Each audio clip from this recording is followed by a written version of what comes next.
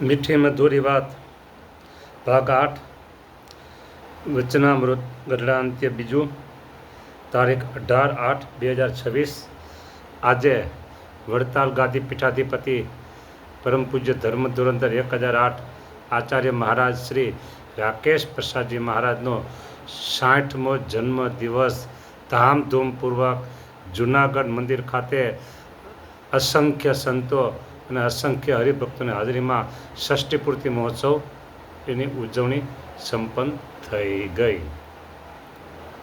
જય સ્વામિનારાયણ. મારે વાત કરવી નહોતી, પણ આ જોગાનું જોગ ષષ્ઠી પૂર્તિ મહોત્સવ ઉજવાયો અને આટલા મોટે પાયે આપને ખબર જ નહોતી આવો ભવ્ય ઉત્સવ ઉજવાશે એવો, અને ષષ્ઠી પૂર્તિ મહોત્સવ છે એ પણ મને ખબર નહોતી. ટૂંકમાં એ બાબતની કોઈ મને જાણ હતી નહીં. આચાર્ય મહારાજના જન્મદિવસની ઉજવણી નિમિત્તે કોઈ મને જાણ હતી નહીં. છેલ્લા 10 દિવસથી જાણ આ ખબર પડેલી. એટલે આજે 18 તારીખે સમજો તો 10 તારીખ આસપાસ એને ખબર પડેલી કે આવી રીતે ઉત્સવ છે. પછી આ સેવકે કોઈ પ્રકારની વિચારધારા કે કોઈ એ બાબતનું એક્શન લીધેલું નથી. પણ હવે મારે જે કહેવું છે એ વાત જાહેર કરવામાં કોઈ મને તકલીફ નથી, એટલે હું જાહેર કરું છું. જાહેર કરું એટલે પછી 5 જણા કરું કે 500 કરું કે 5000 કરું, બરાબર. અને આ નીચે જે મારે જાહેરાત કરવી છે એ બાબત કોઈ મારા અંગત સ્વાર્થ માટે નથી, પણ અહીંયા આ ઉત્સવ આવો ભવ્યતાથી ઉજવાયો અને લોકોએ જે બધી પ્રાર્થના કરી છે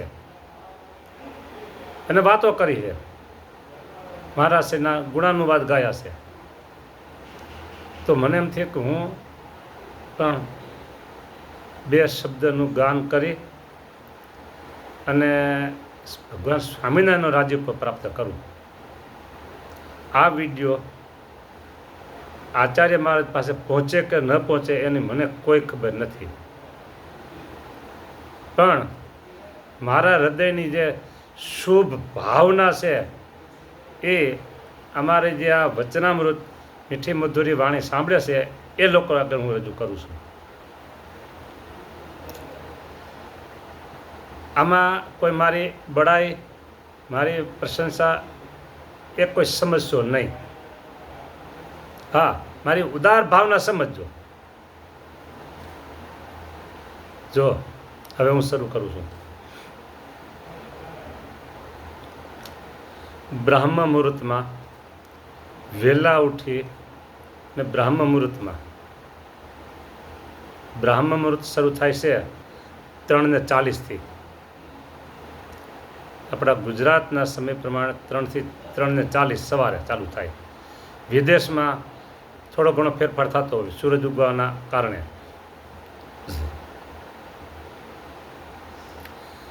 એટલે આ સેવક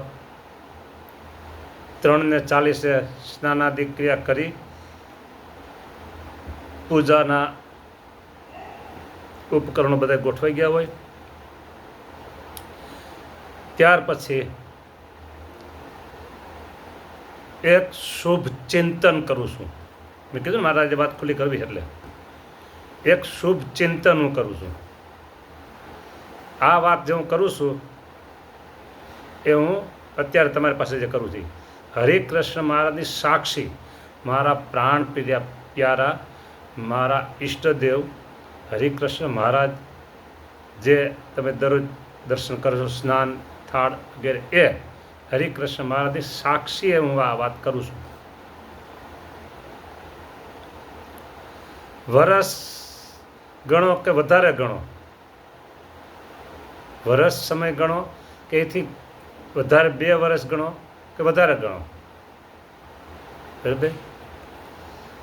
બ્રહ્મ મુહૂર્તમાં હું પહેલું નામ આચાર્ય રાકેશ પ્રસાદજી મહારાજનું લઉં છું. બીજું નામ લાલજી મહારાજ અને ત્રીજામાં આખો આચાર્ય મહારાજનો પરિવાર. એ નામ લઈ શું બોલું છું? નિરામય દીર્ઘાયુષ. મહારાજ તમે જે ગાદી ઉપર બેસાડ્યા આચાર્ય મહારાજ બહુ સારા છે, સત્સંગના બહુ સારા કામો કરે છે અને બહુ સારા આચાર્ય છે. મહારાજ એને દીર્ઘકાળ આ પદ ઉપર આરૂઢ રાખજો મહારાજ. લાલ મહારાજ પણ એવા જ છે, બહુ સારા છે. પણ હજી રાકેશ પ્રસાદજી મહારાજનું એકદમ નિરામય અને દીર્ઘાયુષ અને ગાદી ઉપર આરૂઢ તરીકે ગાદી પદારૂઢ તરીકે પણ લાંબા સમય રાખજો મહારાજ, બહુ સારા છે. આમ હું ચિંતન કરું છું બ્રાહ્મ મુહૂર્તમાં. આ હું કોઈને સારું લગાડવા માટે કહેતો નથી. ત્યાર પછી અમારા ગુરુ બંધુઓ ના એનું નામ ત્યાર પછી આવે. ત્યાર પછી બીજા 2 ને 2 4 ને 5 સંતો બીજા, એમાંના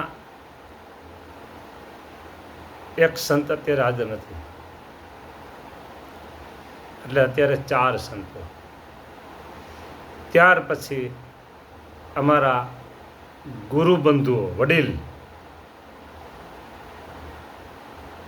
અને કોઈ નાના પણ હોય મારાથી ઉંમરમાં, એ બધાનું હું નામ લઈ ને શુભ હિત ચિંતન કરું છું. સંતોના નામ કોઈ નહીં લો, કોણ કોણ એ પણ લઉં છું. અહીંયા તમારે આગળ નામ નહીં લઉં, પણ આમાં હું મારા શુભ ચિંતનમાં નામ લઉં છું. આવું શુભ ચિંતન હું 10 મિનિટ કરું છું અને પછી મારી પૂજાનો પ્રારંભ થાય. બધી મને ખબર છે એટલી કે હું બીજાનું શુભ ચિંતન કરીશ તેનો લાભ તો ચોખ્ખો મને છે. શું? બીજાનું શુભ ચિંતન કરીશ તેનો સીધો લાભ મને છે. એટલે હું નામ લઈ અને બીજાનું શુભ ચિંતન કરું છું. મારા ગુરુ બંધુઓ,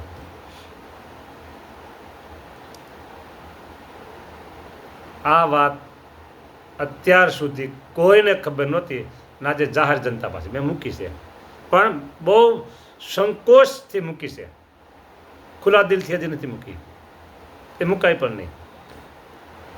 હા, પણ આજે ષષ્ઠી પૂર્તિ મહોત્સવ ઉજવાયો રાકેશ પ્રસાદજી મહારાજનો, બરાબર. એટલે બધા એવી પ્રાર્થના કરી, શુભ ચિંતન બધા કર્યું. તો હું શુભ ચિંતન તો બહુ લાંબા સમયથી કરું છું.